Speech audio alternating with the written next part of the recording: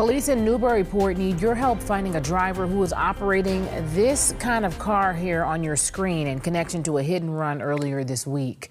Good afternoon and thank you for joining us. I'm Courtney Cole. Police are asking anyone in the area who may have dash cam or even home security cameras to check and see if they captured the incident. Now, this happened just before 5 o'clock on Tuesday evening at the intersection of Pond and High Streets. Police say 3 bicyclists were traveling on the road when one of them was hit by a car.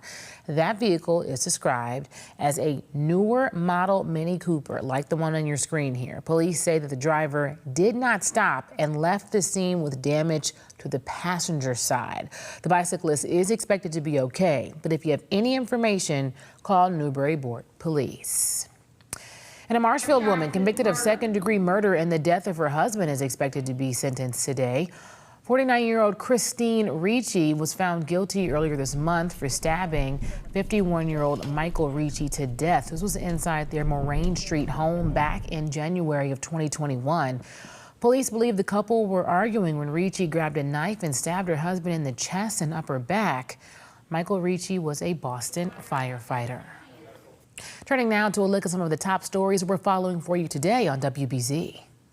I'm Christina Rex here in Sterling. A really awful construction accident we're reporting on. This happened shortly after 8 o'clock this morning here at a quarry. They were building a large rock wall when a person operating an excavator, one of those construction workers, was crushed by rocks who came down. Just stunning video you can see from Sky Eye showing those rocks crushing that excavator.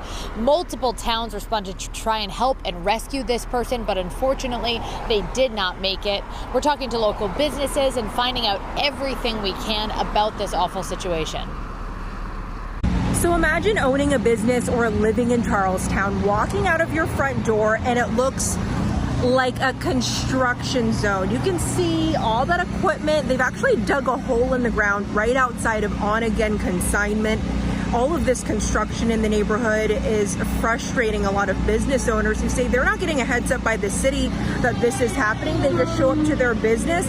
People almost don't even know that the consignment store is open. It's totally blocked off by orange cones. I mean, how do you even get inside there? I speak with business owners in this area, trying to reach out to Boston Water and Sewer to get some clarification about this. I'll have the story on WBZ tonight.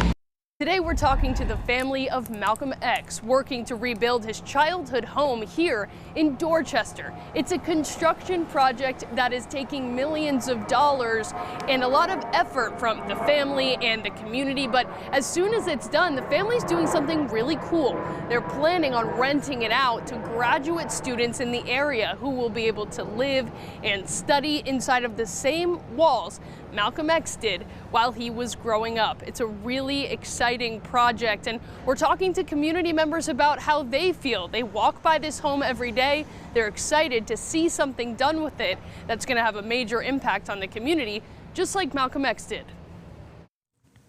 All right, now we turn to a look out over the city here. What a beautiful Thursday afternoon. We can only hope that this continues on into Friday and of course our weekend. Let's get you over to next weather meteorologist Jason Michael for a look at that next weather forecast. Isn't it an amazing Thursday afternoon, everybody? Into the evening hours we go with still a mainly stable air mass. Some of those clouds beginning to dip down into the region. Hey, earlier this morning we had more 50s rather than 40s, but some 40s still made it into the map there. 49 degrees for an early start there in Norwood, mid to low 50s, and even some of the mid 40s also over in the Keene region. Heading into the afternoon, we could also expect little to no impacts in terms of the roadways. If there's a spot shower chance here and there, again, it's going to be moving out fairly quickly.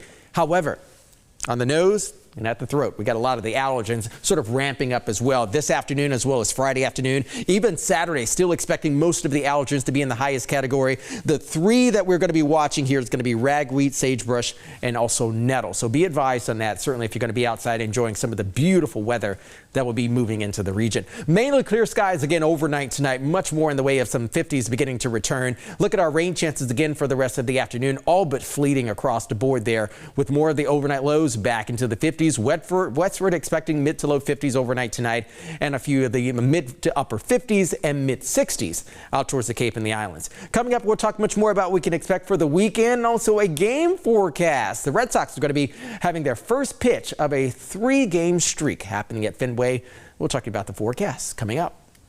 Jason, thank you. The Massachusetts Department of Correction has announced its plans to shut down a minimum security facility in Bridgewater. The 40-year-old minimum security facility houses a total of about 70 people, and they will now have to complete a reclassification process before moving them to other minimum security facilities.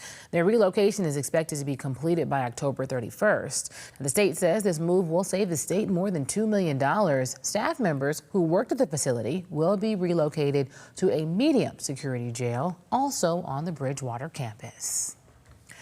A man is facing kidnapping charges after he allegedly stole a car with kids inside. Police say 42-year-old Andrew Colvin stole a car from a woman who had her 2 children in the backseat. This happened yesterday at the area of Danforth Drive in Nashua, New Hampshire.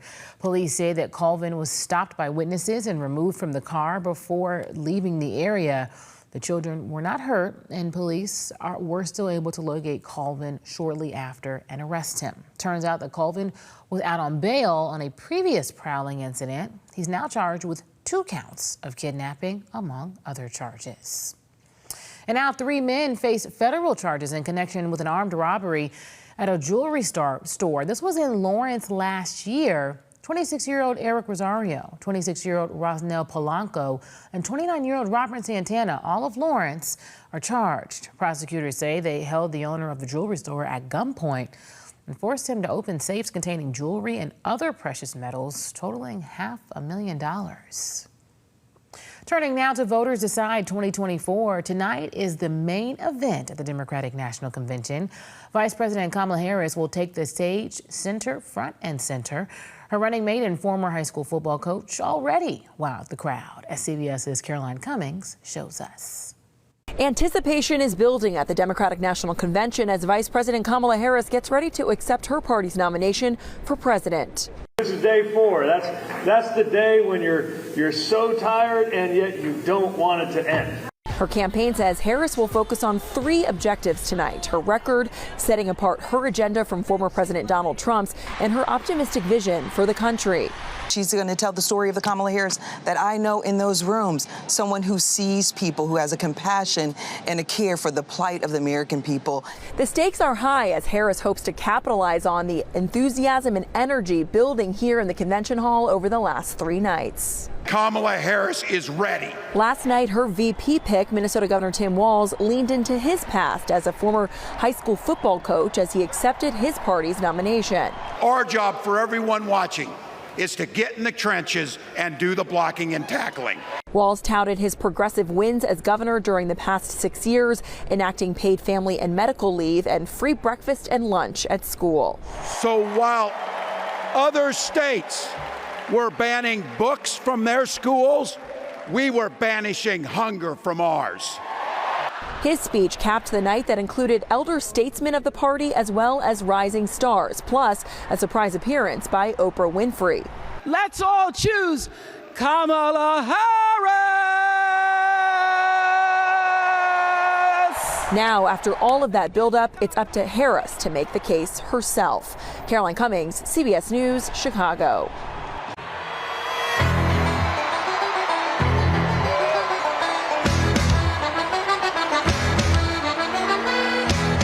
The Commonwealth of Massachusetts.